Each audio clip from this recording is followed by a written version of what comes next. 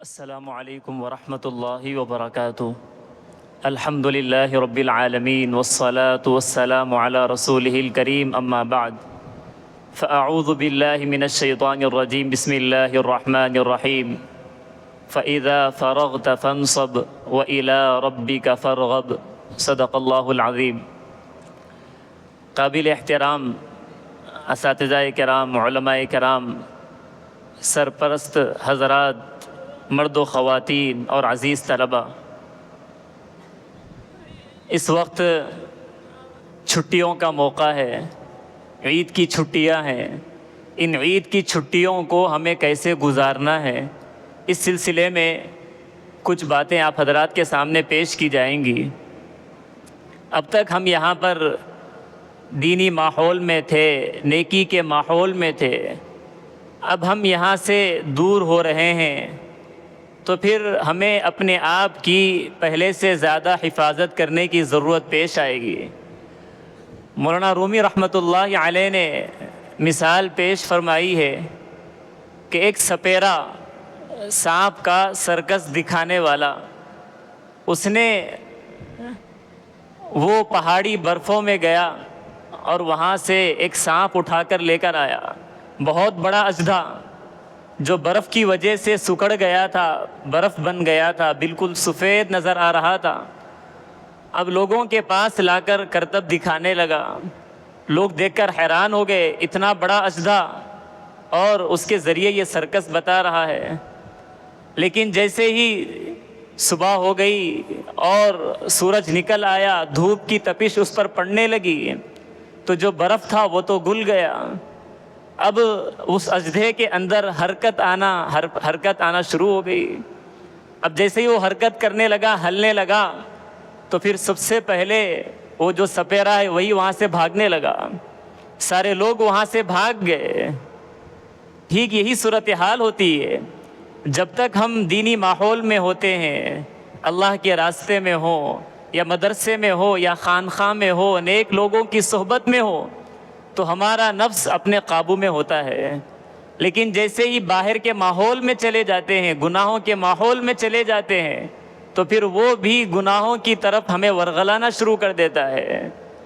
جب تک آدمی گھر کے اندر ہو، اے سی کے اندر ہو، فین میں ہو، تو بڑی راحت میں رہتا ہے، لیکن جیسے ہی باہر نکل جائے تو پتہ چلتا ہے دھوپ کی تپش کیسی ہے۔ اسی لیے ہمارے لیے یہ تو ایک نگرانی کا ماحول تھا، اساتذہ کی صحبت یہاں پر نصیب تھی، ہم قرآن اور حدیث کی یہاں پر تعلیم حاصل کر رہے تھے، لیکن اب ہم یہاں سے علیحدہ ہو رہے ہیں، تو ہمیں اپنے آپ کی بہت زیادہ فکر کرنے کی ضرورت ہے، بے فکر نہ ہو جائیں۔ جیسے جب تک بکریاں چرواہے کی نگرانی میں ہوتی ہیں تو محفوظ ہوتی ہے، لیکن جیسے ہی چرواہے سے دور اگر بکری نکل جائے گی تو پھر بھیڑیا اس کا شکار کر لیتا ہے۔ اب ہم نگرانی سے دور ہو رہے ہیں تو کہیں ایسا نہ ہو کہ بھیڑیا شیطان کے ہم شکار ہو جائیں۔ سب سے پہلی بات یہی ہے کہ ہم اپنا نظام العمل بنائیں، اپنی چھٹیاں گزارنے کا بہترین پلان بنائیں۔ شیطان نے تو اپنی پوری پلاننگ کر لی ہے، اس نے تو اپنا نظام بنا لیا ہے کہ یہ مدرسے سے آنے والا طالب علم کیسے اپنے وقت کو ضائع کرے۔ اس نے پلان بنا لیا ہے کہ کیسے غلط صحبتوں میں اور وہاں یہاں گھومنے پھرنے میں اس کے وقت کو ضائع کرنا ہے۔ اس نے پلان بنا لیا ہے کہ کیسے اس کو فون کے غلط استعمال میں لگا دینا ہے۔ تو شیطان کی تو ہر طرح کی پلاننگ ہو چکی ہے، اگر ہم اپنا پلان نہیں بنائیں گے تو پھر اس کا ہم شکار ہو جائیں گے۔ کوئی نماز خصوصیت کے ساتھ فجر کی نماز تو تکبیر اولیٰ کے ساتھ ہماری ہونی ہے۔ یہ ہمارے بچوں کے اوپر کوئی شفقت نہیں ہے، کوئی مہربانی نہیں ہے کہ اب تک بچہ مدرسے میں تھا، محنت سے پڑھ رہا تھا، اب سو جانے دیں اس کو، نہیں، بلکہ فجر کی نماز کے لیے ہمیں انہیں بیدار کرنا ہے۔ وہ تو عادی ہیں ہی، بس تھوڑی سی توجہ دلانی ہے، یہ کوئی رحمت اور شفقت نہیں ہے ان کے لیے۔ اور قرآن کریم کی تلاوت کا ہم چھٹی کا مطلب یہ نہ سمجھے کہ ہمیں شریعت سے چھٹی مل گئی، دین سے چھٹی مل گئی ہے، صرف مصروفیات کی تبدیلی ہو رہی ہے، یہاں کی مصروفیات الگ تھیں، اب ہم گھر جائیں گے تو ہماری مصروفیات الگ ہوں گی، صرف مصروفیات کی تبدیلی کا نام چھٹی ہے، تو وہاں پر ہماری قرآن کی تلاوت بھی نہ چھوٹے۔ حفظ کے طلباء کے لیے نظام بنایا گیا کہ دن میں کم از کم 1 گھنٹہ وہ قرآن کریم کی تلاوت کرے، روزانہ 3 پارے کی ان کی تلاوت ہو، ورنہ رمضان سے لے کر اب تک جو انہوں نے محنت کی ہے، جو پارے انہوں نے یاد کیے ہیں، اب چھٹیوں کے موقع پر جانے کے بعد یہاں پر جو قرآن بند کیا ہے تو پھر یہیں آ کر قرآن کھولیں گے تو جتنی محنت ہوئی تھی وہ سب بھلا کر آئیں گے۔ اسی لیے ان پر خاص توجہ دینی ہے، ان کے لیے روزنامچہ بنایا گیا ہے، اس کو والدین نگرانی کریں، اس پر روزانہ دستخط کریں کہ ہمارا بچہ آج کے دن تلاوت کیا یا نہیں کیا ہے۔ قرآن ہی سب سے بہترین دوست ہے۔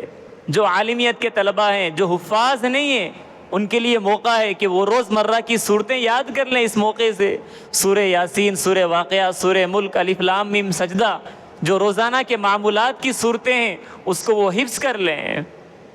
طالب علم تو اس کے لیے کتابیں پڑھنا، مطالعہ کرنا ایسے ہی ہے جیسے کے لیے ہمارے لیے آکسیجن اور ہوا ہے، کہ جس کے بغیر انسان زندہ نہیں رہ سکتا۔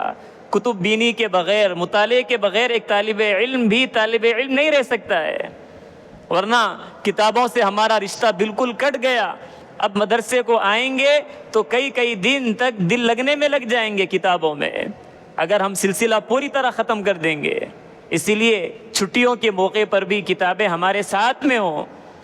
یہ تسبیح کے دن، ذکر کے دن چل رہے ہیں، اپنے گھروں میں ذکر کا ماحول ہو۔ جیسے کہا جاتا ہے کہ اتنا ذکر کرے کہ دیکھنے والے یہ سمجھے کہ کوئی دیوانے یا پاگل ہیں، ایسے قرآن کی تلاوت ہماری زبان پر جاری ہو، چلتے پھرتے، اٹھتے بیٹھتے، کہ دیکھنے والے ہمیں بھی دیوانہ کہنے لگے۔ اور اسی طرح ایک اہم عمل ہے کہ ہم جب یہاں سے گھر جائیں گے تو ہم اپنے پورے خاندان والوں کے لیے ایک نمائندہ ہوں گے۔ ہم صرف ایک ادارے کے، ایک مدرسے کے نمائندہ نہیں، بلکہ ایک عالم دین کی حیثیت سے، ایک دین کی تعلیم حاصل کرنے والوں کی حیثیت سے ہمیں دیکھا جائے گا۔ ہمارے لیے بہترین یہ موقع ہے کہ ہم اچھے اخلاق سے پیش آئے، لوگ بھی تمنا کرنے لگے کہ ہمارے بچے کو بھی ہم دینی تعلیم دیں گے تاکہ ہمارا بچہ بھی ان بچوں جیسا بن جائے۔ ایسے اخلاق کا مظاہرہ ہونا چاہیے۔ خوب ہم اپنے گھر والوں کی تربیت میں اور ان کی خدمت میں خوب حصہ لینا ہے، گھر کے کاموں میں دلچسپی لیں۔ ایسا نہ ہو کہ ہم جب گھر چلے گئے ہیں تو بالکل خدمت سے ہمارا کوئی تعلق ہی نہیں ہے۔ اکابر کی زندگیاں دیکھیں، حضرت پیر ذوالفقار صاحب نقشبندی رحمۃ اللہ علیہ فرماتے ہیں کہ جب وہ گھر جاتے تو گھر والوں کی اتنی خدمت کرتے کہ ان کے بھائی یہ کہتے کہ چلو ہمیں مزدور کی ضرورت ہی نہیں ہے، اب ہمارا بھائی آ گیا ہے۔ اتنی ان سے خدمت لی جاتی تھی اور وہ بڑے ذوق و شوق سے اس میں حصہ لیتے تھے۔ ان کی والدہ کے پاس بیٹھ کر بار بار پوچھتے رہتے کہ امی جان بتا دیجئے مجھے کیا خدمت کرنی ہے، میں خدمت کروں گا۔ اس زمانے میں لکڑیوں پر کھانا بنایا جاتا تھا، بڑی بڑی لکڑیاں ہوتی تھی، تو والدہ کہہ دیتی کہ بیٹے یہی لکڑیوں کو چھوٹی چھوٹی کر دو، توڑ دو، تو بس وہ کام میں لگ جاتے۔ کوئی خدمت کو معمولی نہ سمجھے، یہ معمولی کام ہی ایسے ہوتے ہیں کہ آدمی اس کے ذریعے سے اللہ کے یہاں محبوب بندہ بن جاتا ہے، اللہ اس سے راضی ہو جاتے ہیں۔ اللہ کے نبی صلی اللہ علیہ وسلم، اللہ کے نبی سے بڑھ کر کون عالم ہو سکتے ہیں؟ اللہ کے نبی سے بڑھ کر کون مفتی ہو سکتے ہیں؟ کون اللہ کے ولی ہو سکتے ہیں؟ لیکن اللہ کے نبی خود گھر کے کام کاج میں حصہ لیتے ہیں، بکری کا دودھ نکالتے ہیں، خود جو کبھی آٹا بھی گوندھ دیتے ہیں اور اپنے پھٹے ہوئے کپڑے بھی سی لیتے ہیں۔ حضرت موسیٰ علیہ السلام بھی گھر کی خدمت کر رہے ہیں، تو یہ ہمیں خدمت میں حصہ لینا ہے، اس سے جی نہیں چرانا ہے۔ حضرت پیر صاحب رحمۃ اللہ علیہ کہ معمول یہ تھا کہ اپنے والدین کی خوب خدمت کرتے، اتنی عظمت دل میں ہوتی۔ وہ فرماتے ہیں کہ پوری زندگی میں کبھی ایسا نہیں ہوا کہ والدہ ٹھہری ہوئی ہو اور میں وہاں پر سامنے ان کے بیٹھا ہوا ہوں، کبھی ایسا نہیں ہوا زندگی میں۔ اپنے والدین کی عظمت، بہت سی مرتبہ اگر والدہ چار پائی پر بیٹھی ہوتی تو فرماتے ہیں کہ میں ان کے برابر میں نہیں بیٹھتا، بلکہ اس زمانے میں زمین پر فرش بھی نہیں ہوتا، نیچے مٹی ہوتی، وہی مٹی پر اپنے سفید کپڑے ہونے کے باوجود وہیں پر بیٹھ جاتا، اپنے کپڑوں کا بھی کوئی خیال نہیں۔ تو یہ اپنے والدین کی عظمت ہمارے دلوں میں بسا لینی چاہیے، ان کو راحت ہونی چاہیے۔ فرماتے ہیں کہ اس زمانے میں بہت خدمت کرنے کا جذبہ تھا لیکن خدمت کے مواقع نہیں تھے۔ آج خدمت کے پورے مواقع ہیں لیکن والدین ہمارے درمیان موجود نہیں ہیں۔ سال کے آپ اکثر دن مدرسے میں گزارتے ہیں، آپ کو اپنے والدین کی، اپنے گھر والوں کی خدمت کرنے کا موقع نہیں ملتا ہے، لیکن یہ چھٹیوں کے موقع میں یہ بہترین موقع اس کو سمجھے اور والدین کی خدمت میں خوب حصہ لے۔ ان کے گھر کی خواتین بھی کیسے ہوا کرتی تھی؟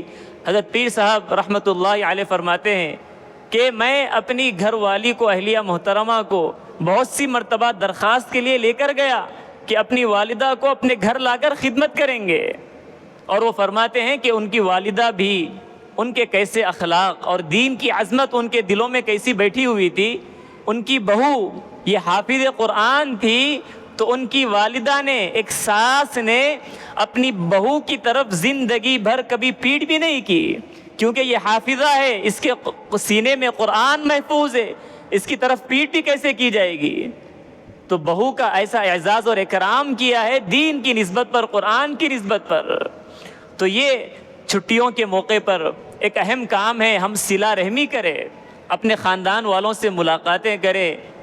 حضرت تھانوی رحمۃ اللہ علیہ کی زندگی کا یہ معمول تھا تعلیمی ایام میں کہ گھر سے جو بھی خطوط آتے تھے ان خطوط کو گھڑے میں ڈال دیتے تھے، اور جب چھٹیوں کا موقع ہوتا تو ان خطوط کو نکالتے اور دیکھتے کہ کن کا انتقال ہو گیا ہے، اب ان کے پاس جا کر ان کی جو ہے نا مزاج پرسی کرنا ہے اور ان کو جو ہے نا جا کر ان کے گھر میں پرسہ دینا ہے۔ اور اسی طرح دیکھتے کہ کسی کا نکاح ہو گیا ہے، کوئی بیمار تھے، اس طرح کی جتنی خبریں ہوتی ہے گھر جا کر ہر ایک کا حال چال لیتے، جس کی وجہ سے ان کی عظمت دل میں اور بھی بڑھ جاتی۔ اگر ایک مہینے پہلے گھر میں انتقال ہوا تھا، سب بھول گئے تھے، لیکن یہ میرا بیٹا جو ہے نا اتنے دن کے بعد آیا اور یاد رکھ کے مجھے پوچھ رہا ہے، کس قدر اس کے دل میں محبت ہے، اس طرح سے اور بھی محبت بڑھ جاتی۔ کسی بیماری کی خبر ہے، اور طلباء کرام اس بات کا بھی دھیان رکھے کہ جن کے نکاح ہو چکے ہیں ان سے بھی ملاقاتیں ہو جائے، اور آئندہ بھی جن کے نکاح ہونے والے ہیں آپ ان کے نکاح میں شریک نہیں ہو سکتے ہیں، کیونکہ آپ کو تعلیم حاصل کرنا ہے، تو ابھی جا کر ملاقات کر کے ان کو اطلاع دے دیں، ابھی ان کو مبارکبادی دے دیں کہ میں تو مدرسے میں رہوں گا، اپنی تعلیم حاصل کروں گا، لیکن اللہ آپ کے نکاح کو مبارک فرمائے، پہلے سے ہی جا کر دعا دے کر آ جائیں تاکہ پھر یکسوئی کے ساتھ ہم تعلیم میں منہمک ہو جائیں۔ تو یہ صلہ رحمی کے ہمیں کام کرنا ہے چھٹیوں کے زمانے میں۔ فون کا استعمال طلبہ کرتے ہی ہیں، لیکن احتیاط کے ساتھ استعمال کرنا ہے، غلط استعمال سے اپنے آپ کو بچانا ہے۔ یہ فون ایک گھوڑے کی طرح ہے کہ اگر ہم اس کو لگام دے کر اپنے قابو میں نہیں رکھیں گے تو پھر یہ ہمیں جہاں چاہے وہاں پر لے کر چلا جائے گا۔ اگر ہم نے خوف خدا کی بنیاد پر اپنے آپ کو لگام نہیں دیا، بریک نہیں لگایا، تو پھر یہ فون کے استعمال سے ہم گناہوں میں ملوث ہو جائیں گے۔ اس لیے فون کے استعمال میں ہمیں خوب احتیاط کرنی ہے۔ استعمال کر ہی رہے ہیں تو مختلف قراء کرام کی قرأتیں سن کر اس کی مشق کرنے کی کوشش کریں، نعتیں سن کر مشق کرنے کی کوشش کریں، مختلف فنون پر محاضرات سنیں، اور 10 بجنے کے بعد تو کسی کے ہاتھ میں فون ہرگز بھی نہیں ہونا چاہیے۔ آخری درجہ ہے 10 بج گئے، اس کے بعد کسی کے ہاتھ میں ہرگز بھی فون نہ ہو۔ یہ ہمارے گھروں کا ماحول بنا دیا جائے۔ اور اسی طرح بہت سی مرتبہ طلبہ اپنے گروس بنا لیتے ہیں کلاس کے اعتبار سے، درسگاہوں کے اعتبار سے، جس میں نفع کی باتیں کم اور بے جا وہاں یہاں کی فضولیات کی باتیں زیادہ ہوتی ہے۔ 24 گھنٹے اسی کی فکر میں، اسی کے میسیجز میں، تو ان کی پوری چھٹیاں برباد ہو جائیں گی، وقت برباد ہو جائے گا۔ اسی لیے ہرگز بھی ایسے گروپوں میں اپنے آپ کو شامل نہ کرے اور اس کا ہرگز بھی حصہ نہ بنے۔ اور پھر اس کے علاوہ جو دیگر چیزیں ہیں، فیس بک، انسٹاگرام وغیرہ، اس پر آئیڈیاں بنانا، اور جیسے دنیاوی تعلیم حاصل کرنے والے طلباء کے خواہشات ہوتے ہیں کہ ان کے جو ہے نا فالوورز بڑھ جائیں اور یہ بڑھ جائیں، ایسی گھٹیا تمنائیں رکھنے والے، ایک دینی تعلیم حاصل کرنے والے ہرگز بھی نہیں ہو سکتے ہیں۔ دین کی محنتوں میں ہمیں حصہ لینا ہے۔ یہاں پر رہتے ہوئے جو بہت ساری دین کی محنتیں ہم نہیں کر سک رہے تھے، چھٹیوں کے موقع پہ اس میں حصہ لینا ہے۔ ہمارے والد محترم دامت برکاتہم، اللہ تبارک و تعالیٰ ان کی عمر میں صحت میں برکت عطا فرمائے، پہلے سے ان کا معمول یہی تھا کہ وہ اپنے بچوں کو جب بھی چھٹیوں میں آتے، جمعہ کا دن آ گیا فوراً سے اطراف کے دیہاتوں میں کہہ دیتے کہ اس جمعہ میں ہمارے بیٹے آئیں گے اور وہ آ کر جمعہ کی نماز پڑھائیں گے۔ عید کا موقع ہے، جہاں پر حفاظ ہیں، علماء نہیں ہیں نماز پڑھانے والے، فوراً سے وہاں پر اطلاع دیتے کہ اب ہمارے پاس جو ہے نا ہمارے بیٹے آ چکے ہیں، عید کی نماز پڑھانے کے لیے وہی آئیں گے۔ گھر میں اپنے محلے کی مسجد میں کوئی جماعت آ گئی، اب بس طے کر دیتے کہ بچے جاؤ، جماعت آئی ہوئی ہے، ان کی تعلیم تمہیں کرنا ہے، ان کے پاس بھیج دیا گیا۔ مسجد کی تعلیم تمہیں کرنی ہے، ہر نماز کے بعد ساری ذمہ داریاں بچوں کے حوالے کر دی جاتی۔ ٹھیک ہے، ہم اپنے کاروبار میں، اپنی دکان میں، دیگر چیزوں میں اپنے بچوں کو استعمال کر رہے ہیں، لیکن اس سے پہلے ہمارے لیے ضروری ہے کہ ہم نے اپنے بچوں کو دین کی خدمت کے لیے جب وقف کر دیا ہے تو ابھی سے ان کے لیے میدان ہم فراہم کریں، ابھی سے ہم ان کی تربیت کریں۔ بہت سارے طلباء نے ماشاءاللہ خاندانی اجتماعات کی بھی فکر کی ہے، ان کے گھروں میں خاندانی اجتماعات ہو رہے ہیں، پورے خاندان کو جوڑ کر دین کی باتیں سنائی جا رہی ہے۔ سب سے پہلے دل جیتے جاتے ہیں، اس کے بعد دن جیتے جاتے ہیں۔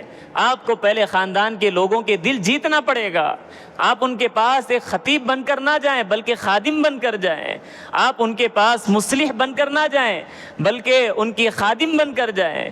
خدمت کریں گے اور ان کی مزاج پرسی کریں گے، دل جیتیں گے تو پھر اللہ تبارک و تعالیٰ آپ کے لیے دروازے کھولیں گے۔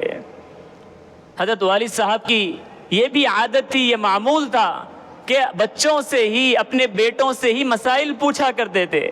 گھر میں گھر کی زکوٰۃ نکالنا ہے تو بچوں کے ہی حوالے کر دیتے کہ بیٹے آپ حساب کتاب کرو، آپ ہی معلوم کرو کون کون سی چیزیں ہیں۔ اب مسائل انہی سے پوچھے جا رہے ہیں، سونا کتنا ہے بتائیے، چاندی کتنی ہے، زمینات کتنے ہیں، کیا کیا چیزیں ہیں، وہ سب بچے ہی بیٹے ہی کرنا ہے۔ بچپن سے ایسے مزاج بنانے کی ہمیں ضرورت ہے، والدین اس طرف توجہ دیں۔ اور اسی طرح میراث کے مسائل بھی آ جاتے تب بھی بیٹوں کے حوالے کر دیا جاتا۔ اپنے بچوں سے ہم قرآن سنیں، حضرت مفتی صاحب کا یہ معمول ہے، جب بھی ان کے ساتھ ان کے خود بچے فرزند ہوتے ہیں یا مدرسے کے طلباء ہوتے ہیں، سفر میں گاڑی پہ جا رہے ہیں، جاتے جاتے مغرب کا وقت ہو چکا ہے، مغرب کی نماز پڑھنے کے بعد اب بچوں سے کہہ دیتے ہیں کہ چلو سورہ واقعہ سنو۔ عشاء کی نماز ہو گئی، کہہ دیتے ہیں سورہ ملک سناؤ۔ جمعہ کے دن جا رہے ہیں نماز پڑھانے کے لیے، بچے ساتھ میں ہیں، کہہ دیتے ہیں کہ چلو سورہ کہف کی تلاوت کرو، سناؤ۔ ہمارے اپنے بچوں سے ہمیں قرآن کریم کی تلاوت سنیں، ہم بچے کیسے پڑھ رہے ہیں، ان کی ہمت افزائی ہو، ان سے مسائل پوچھیں۔